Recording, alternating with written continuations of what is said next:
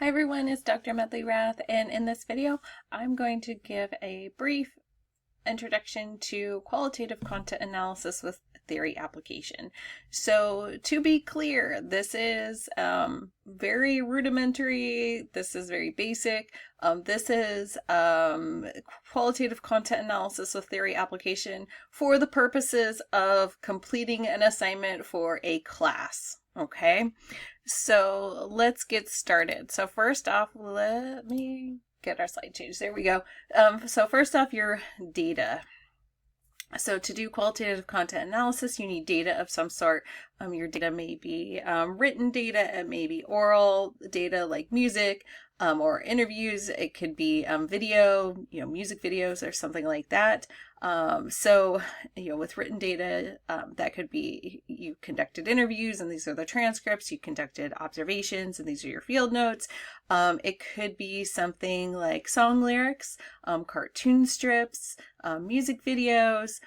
In this example, we're actually going to use part of a book, okay?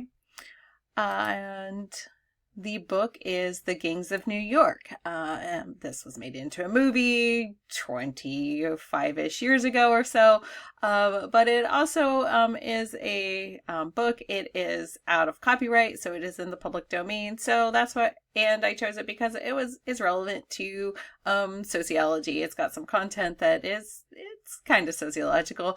And so it's given us something to play with, basically. So if you would like to follow along using this book, you can scan this lovely QR code on the screen and it will take you right to a copy of the book itself, or to the resource we are using. So a brief summary of the steps, we'll go through each of these, but with your data, you are going to read your piece of data all the way through and not do anything else with it while you're reading. You're just going to read it or watch it or listen to it. Okay, then you're going to read it again. And of course, this is where if you're watching it, if you're listening to it, you probably would like to turn that into something that you can actually read. So get a transcript, get a copy of the song lyrics, and this time you're going to read it again.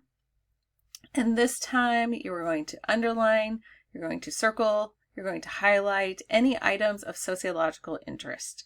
You're going to label the items that you note. Then the third step, you're going to identify themes in your data by looking through these notes. Your fourth step is selecting your focus on theme or themes. And you're going to reread again to look for examples of more evidence of your theme, and you're going to write up your results. So step one, you're going to read the piece of data all the way through. So again, this QR code gets you to it. Then the second time you read it, now you're going to start marking things up. Okay, so get out a pencil, a highlighter, colorful pens, whatever you want to use. If you're reading things on paper, that is, you're going to start marking things up. You're going to start coding them or labeling them as you mark them. So it's not enough to just underline or circle something. You need to also say, like, here's why I circled it. Like, I think this is an example of this theory or that theory, or gender or race, or some other topic of sociological interest. Okay. So I'm going to swap my screen real quick so you can see what this looks like. All right, so here's my copy of the introduction to the Gangs of New York. It looks a little wonky because it was a PDF that I converted to Microsoft Word, so things are a bit off, but that's okay. You read through this. I have a printed copy in front of me, so I can that I've already marked up, but I want to show you how you can mark things up in Microsoft Office, or you could use Google Docs, or some other word processing program. And let me see, because I'm not going to show you how I coded everything, but let's just find one of the paragraphs. So we can, there's a couple of things here. So in this particular paragraph, let me get to that there are now no gangs in New York. So this is a book about like gangs of the past. And remember, this book was written in, I think, like 1928. So it's talking about gangs that existed prior to the present day being like about 1928. So roughly 100 years ago. Okay. This saying that there's no gangsters in the sense that the word has come into common uses. So here, maybe I want to highlight this, so I can choose a color, highlight it. So if I say there's no gangsters in the sense the word has come into common use, what is this an example of? So maybe I want to highlight it and go to the review tab, where then I can put a comment on it.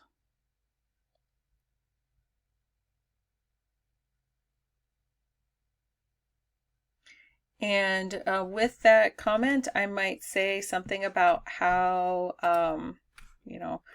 the word gang is socially constructed, right? Because there's some implication here that the way that the word gang is being used in this book and in everyday life in the 1920s is different than how it had been used previously. That the gangs of that era are different from the gangs of previous eras. And likely the way they're using the word gang is still different than how we use it today in the 2020s. Okay. Then we can look at, in his day, the gangster flourished under the protection and manipulation of the crooked politician. He was an ally at election time. So we had correct protection and manipulation. I'm going to highlight that. I'm going to use a different color this time. I'm going to add a comment as well, because this is, why did gangs exist? Okay, so that's an example. Why did they exist? The politicians let them. The politicians were benefiting from it in some way. Invaluable ally at election time. That's a different color because I think it's talking about something a little bit different. So if I highlight this and comment again, then here is, how did politicians benefit? All right. So why gangs don't exist today? We've got improved social, economic, and educational conditions have lessened the number of recruits. And the organized gangs have been clubbed out of existence by the police. So here are a few things going on here. So here, I'm going to say, we're going to put it, I'm going to do green because it's similar to this idea of why gangs existed. So this is again like why gangs existed and also decline. Okay. So you're just going to go through whatever your data is and do something similar. Okay. You notice I'm not highlighting everything.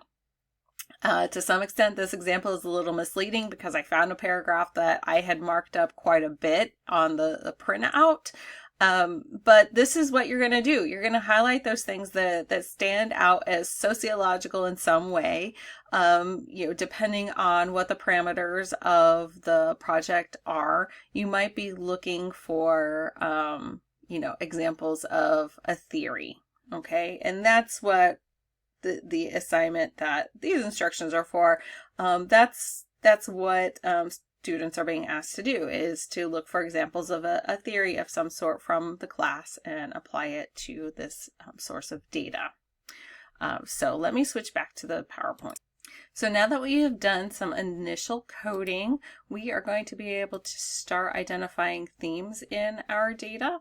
And these themes, let me see if I can move my video.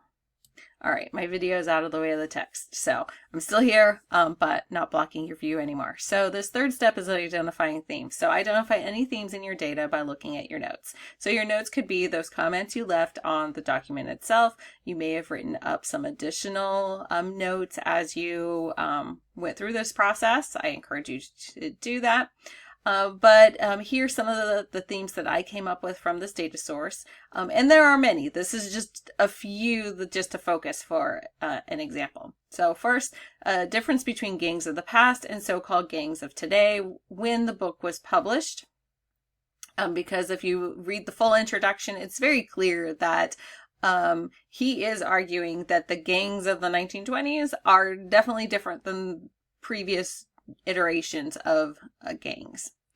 The second point is that the reasons people join gangs, and there were many, and also reasons why gangs persist or desist. So why do they emerge, and why do they go away, or their impact is not as broad.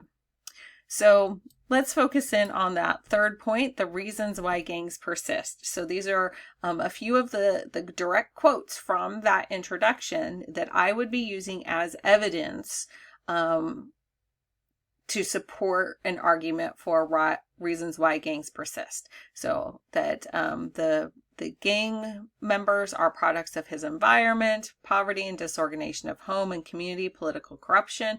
No idea if ladies were involved in gangs or not in the 1920s or previously. Perhaps, I don't know, but the author refers to them as men. So the focus here is the environment, poverty, disorganization of home, community, so neighborhoods as well, and also political corruption. We've got aversion to honest labor, lack of proper direct supervision by parents, presumably, and then yearning for fame and glory. So these are a few of the examples. There were more in that chapter, but I can't fit them all on a slide. Then we've also got evidence for reasons why gangs desist, or why do they go away. Improved social, economic, and educational conditions. So when the environment got better and people have other options, they are less likely to join the gang. Gangsters were sent to prison, so punishment perhaps played a role. Decency invaded politics, so the politicians changed. They maybe weren't as corrupt anymore, or they at least were not relying on gangs to help them win elections the way they had been in the past. That the gang leaders had been sent to prison or the electric chair. So not just punishment, but punishment for those at the top. The punishment for the people who were really, the instigators, the ones leading whatever the gangs were doing. Okay. So we've got, jumping back, 3 themes I've identified here. Evidence on 2 of those themes, the reasons why gangs persist and desist. I'm just going to focus in on one of these themes. So I'm going to focus on reasons why gangs persist, or you could think about it as why do people join gangs or become gang members in the first place. So now I'm going to reread my data again, okay? Because now I know what I want to focus on. I want to focus on the reasons why this author claims that people join gangs. So I reread my data again for more evidence, and this is some of the examples. That they have scant mental equipment, which is a psychological explanation, right? Manipulation of the crooked politician. So it's, the politician's fault. That they want a reputation as a tough guy and a hard mug. That they are without the slightest conception of right and wrong. So there's this idea that it's inborn, right? But then this next point, born in filth and squalor and rid amid vice and corruption, this has to do with the social environment, then natural destiny. So again, we're talking a little bit about biological determination here, right? So, here there's evidence that this author is presenting for, both of these ideas, that it has to do with the social environment, but also this is just inevitable to some extent. It's the natural destiny, which is a bit confusing. How if it's a natural destiny, how does it get better? So let's take a look at, the theory that we might use here. All right, so I realized my slide didn't have the theory that I had decided to use to analyze this data. So I'm going to use the social disorganization theory. It is one of the theories from deviance. There are, of course, critics. It is an older theory, but, you know, it works for the purposes of this example. Okay, so I'm going to use social disorganization theory, which the theory itself makes these points that crime and deviance occurs in places that have a lot of poverty, where there's racial, ethnic diversity or heterogeneity. Like there's just a lot of different kinds of people. And when we think about when this theory emerged, we're talking about you know, lots of people moving into a city like Chicago, where you had immigrants who did not speak English. You had Black people who migrated from the South to the North. You have religious diversity that hadn't really been seen yet to this extent in the United States. You just had a lot of different groups who were moving into an area, and they didn't know one another. They, you know, they had very different kind of, you know, cultural beliefs, languages, religion, norms, and so on. So, you know, the kind of diversity we're talking about is a little bit different than the kind of diversity we're maybe talking about in the 2020s as opposed to the 1920s, okay? Or earlier than that as well. And also neighborhood instability. And that basically means that people are moving in and out at a pretty rapid clip, okay? That, you know, people aren't necessarily putting down roots. They're not necessarily there for generation after generation. That you just have a lot of turnover in who's living in the community. Second, that these environmental characteristics are mediated by peers. So who do we hang out with? Who are our friends? Who are our neighbors? It's mediated by a lack of supervision of youth. So if the kids aren't being supervised adequately, which again, you can imagine 100 years ago, they likely weren't, right? There was no iPhone, Find My iPhone. There was no Life 365. You know, we didn't have those kinds of things. And, you know, everybody's working, right? There weren't people, you know, adults who were just hanging out in the neighborhood, keeping an eye on, you know, what's happening, right? Because everybody is working. Men, women, everybody is working. And also the strength of organizations play a role. And if you have a lot of neighborhood stability, the organizations themselves are not going to be as strong. Okay. If you have religious organizations, you're going to have a lot of turnover and who's participating in them. Other kinds of community organizations, you know, if we think about communities today, they may have parent-teacher organizations through the schools.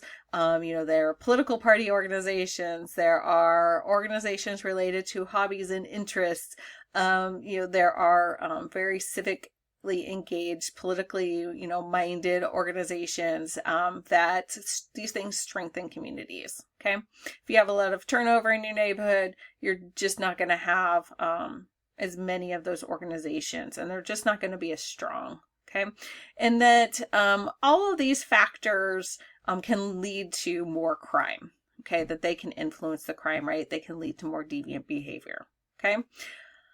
The evidence. So on the other side of the screen, 4, 5, and 6, these are the examples I'm using that, you know, these are some of the examples that illustrate this theory, that people are joining gangs because of their environment, the product of the environment, poverty, disorganization of home and community, political corruption.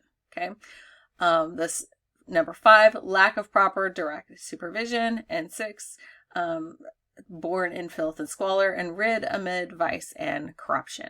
So the evidence in this book provides support for social disorganization theory. So then I'm going to write up my results in some way. So this is a very tiny snippet of what results would actually look like. You would have more, there would be more detail, but this is one thing you could write. The Gangs of New York provides evidence supporting social disorganization theory. Social disorganization theory argues that lack of supervision of youth contributes to deviance. The book also argues that the lack of proper direct supervision encourages people to join gangs. Okay, so that's step by step how you can go about doing some very basic qualitative content analysis and theory application for the purposes of a class assignment. And thank you very much.